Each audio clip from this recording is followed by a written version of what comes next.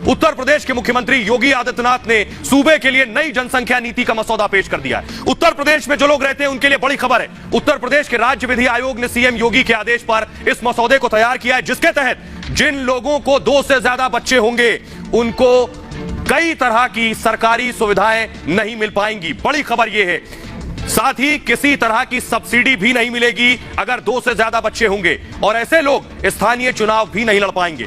मसौदे के मुताबिक 2 से ज्यादा बच्चे वाले अभिभावक 77 तरह की, जी हां 77 तरह की सरकारी योजनाओं और अनुदानों का लाभ नहीं ले सकेंगे। जिन लोगों के 2 से ज्यादा बच्चे होंगे वो सरकारी नौकरी नहीं कर पाएंगे, यानी उन्हें सरकारी नौकरी नहीं मिलेगी। इसके अलावा जो लोग पहले से सरकारी नौकरी कर रहे हैं, देखिए जरा बड़ी खबर ये, अगर पहले से सरकारी नौकरी कर रहे हैं और बच्चे 2 से ज्यादा हैं तो उनके 2 से ज्यादा बच्चे हैं, उन्हें अब प्रमोशन नहीं दिया जाएगा।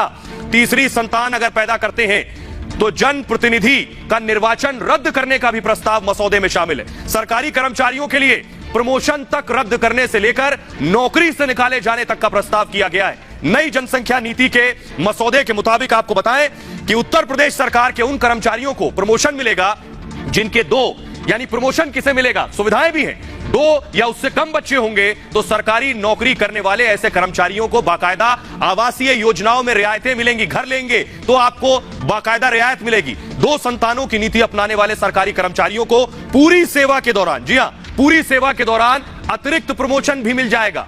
2 बच्चे पैदा करने वाले ऐसे लोग जो सरकारी नौकरी में नहीं है उन्हें भी कई तरह की छूट दी जाएगी। छूट में क्या क्या शुमार है देखिए जरा, अगर आपके 2 से ज्यादा बच्चे नहीं है तो आपको हाउस टैक्स में छूट मिलेगी, आपको होम लोन में छूट मिलेगी। योगी आदित्यनाथ सरकार ने ये बड़ा एक्शन है योगी का जनसंख्या नीति के जरिए, क्या क्या फायदे मिलने वाले हैं। तो सवाल ये है, आपको बताने जा रहे हैं कि आखिर इसकी जरूरत क्यों पड़ी। जल्दी से आपको दिखाते हैं आखिर उत्तर प्रदेश में जनसंख्या नीति की जरूरत क्यों आन पड़ी है। देखिए जरा जल्दी से ग्राफिक दिखाएंगे।